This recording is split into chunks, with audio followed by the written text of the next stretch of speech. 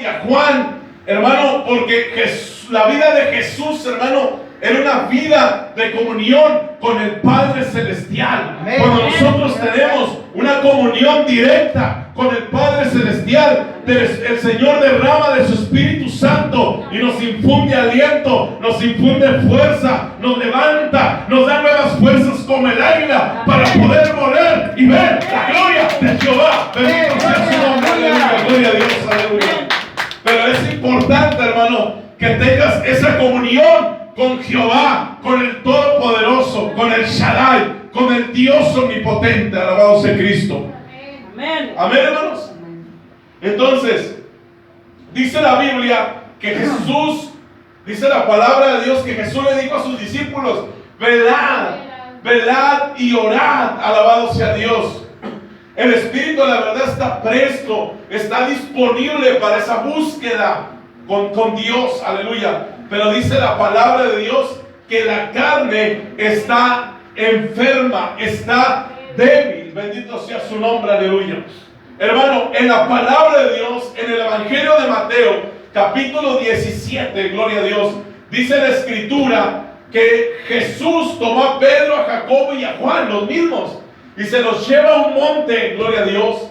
Y ahí en ese monte, gloria a Dios, Jesús iba a orar, gloria a Dios. Diga conmigo, iba a orar. Iba a orar. Alabado sea Dios. Entonces, hermano, cuando llega al monte, se pone a orar Jesús, se pone a clamar al Padre, se pone a tener esa comunión con Dios.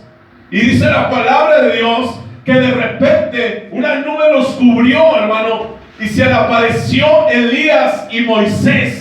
Y luego en ese instante, en ese momento, el rostro de Cristo, gloria a Dios, cambió. Su semblante cambió. Dale la gloria al Señor.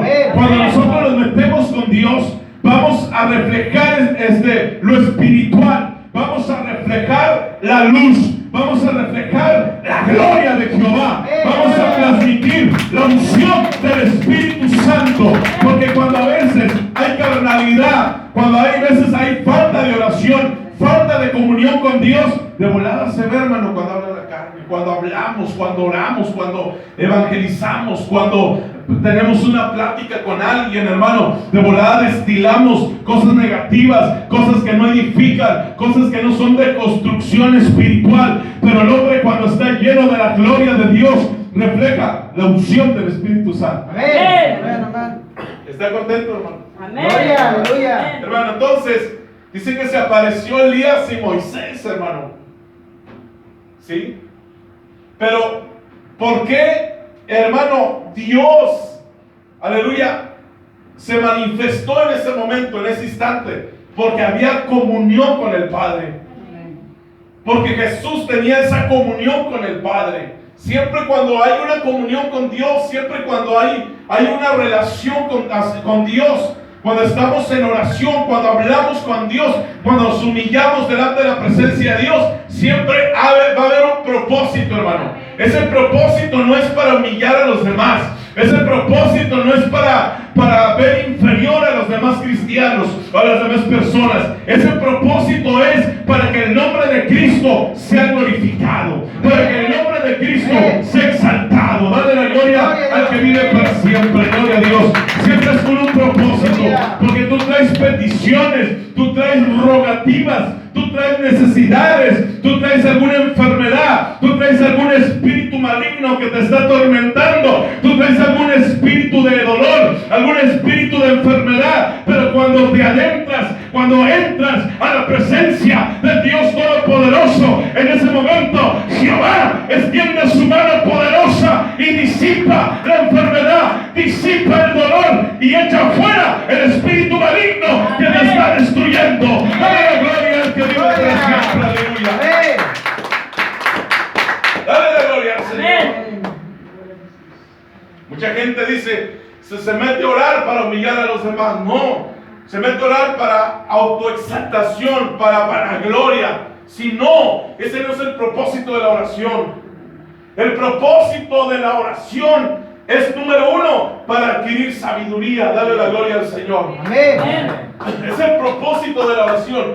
sabiduría de parte del Espíritu Santo, sabiduría de parte de Dios. Dice la palabra de Dios, mirad pues con diligencia cómo andéis, no como necios sino como sabios, aprovechando bien el tiempo, porque los días son malos. Dice, gloria a Dios. Dice Efesios 5, 15, 16. Y también dice Proverbios 2, 16. Porque Jehová da la sabiduría, y de la boca viene el conocimiento y la inteligencia.